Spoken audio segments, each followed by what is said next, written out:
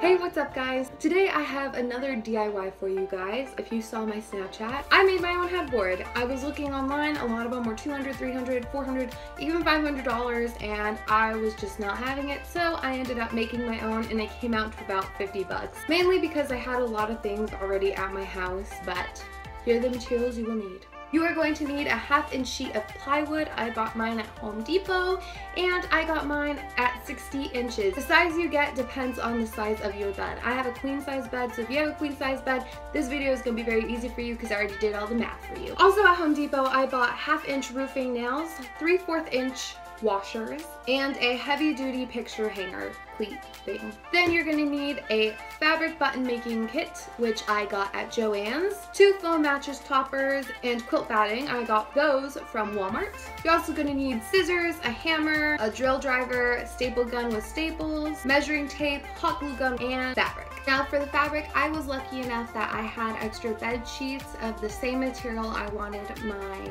headboard to be, so I just used some extra bed sheets. So the first thing you are going to do is you are going to lay out your plywood and put your foam mattress on top of that.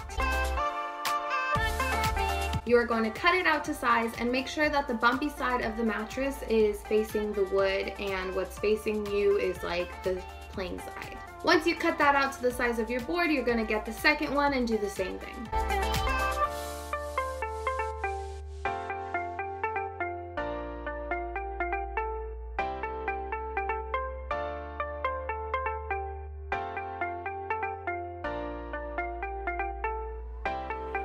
And now comes the tricky part. Now you're gonna mark where all your buttons are gonna be. Personally for mine, I spaced each row out to 5.5 inches. So horizontal lines, 5.5 inches, mark, 5.5 inches, mark, and so on.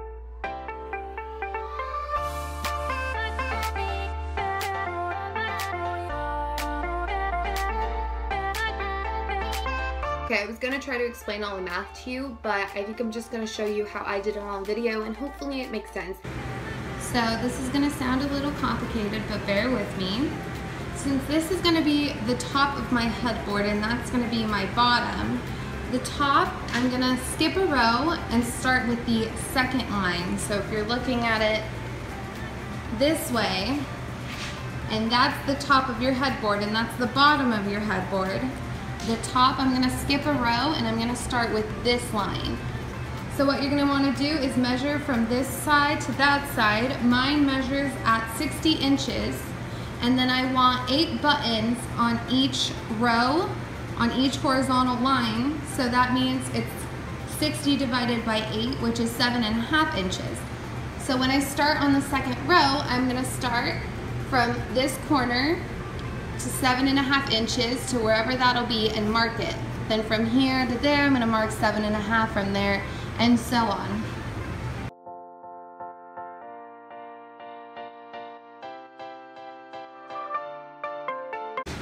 Then I'm going to go back to my first line, which is this line, and I'm going to measure this, which is 7.5. So I'm gonna divide that by 2, and it would be 3.5. So when I start my first row, it's gonna start at 3.5, and then it's gonna go to 7.5 again, and so on. So that means they're kind of overlapping, like the button should be quilted like that. Ignore my other lines, I totally messed up because I was trying to figure it out, so just pay attention to my longer lines. So from here, so this is my 3.5. And I start 7.5, make it longer, then again 7.5. So the reason why we started here is so the top of the headboard has the most amount.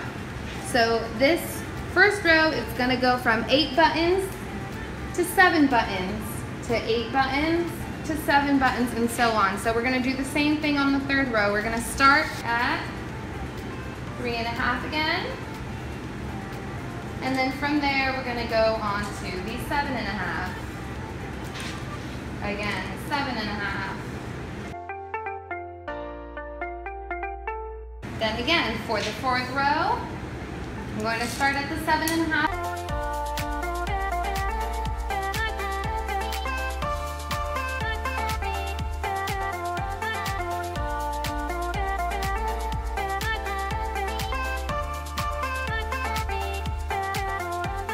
So once you figured that out and you have all your markings placed, on each marking you are going to cut a little square on each of them, and that's where your button is going to go.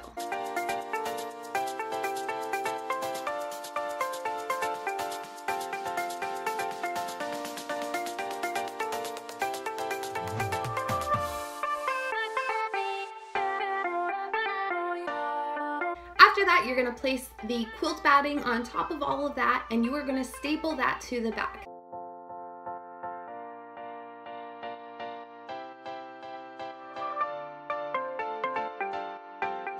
So I stapled down my whole quilt batting to the back, and then you're going to poke your finger through each of the holes.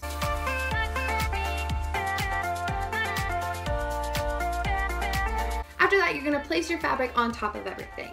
Now for this part, I use nails and washers. The reason being is because screws are gonna mess up the fabric and you don't want that. You're gonna feel around, and when you finally find like that first hole, you're gonna place your washer down on that hole. And I got pliers just so I don't hammer my finger down. And with the pliers, I held down the roofing nail in the center of the washer, and then I hammered down the nail.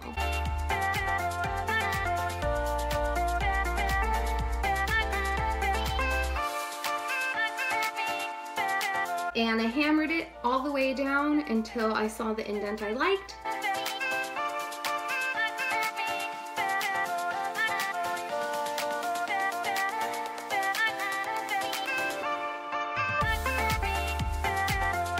So once you finished and you completed all the holes with the nails and the washers and the hammer, you are going to flip the board back around, and you are going to as tightly as you can without ripping the fabric, you are going to staple it to the back.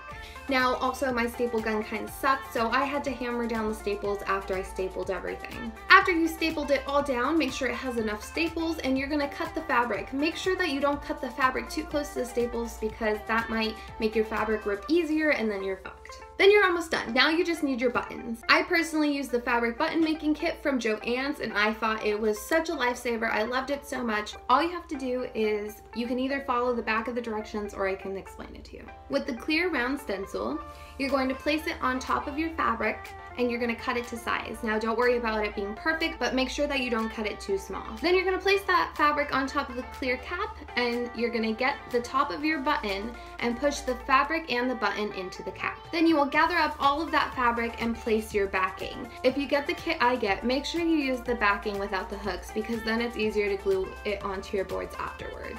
If your backing only has the hooks, then you're going to have to use the wire cutters to cut off that backing. Now once all of your buttons are completed, you are going to use a hot glue gun and put your button on each of the holes.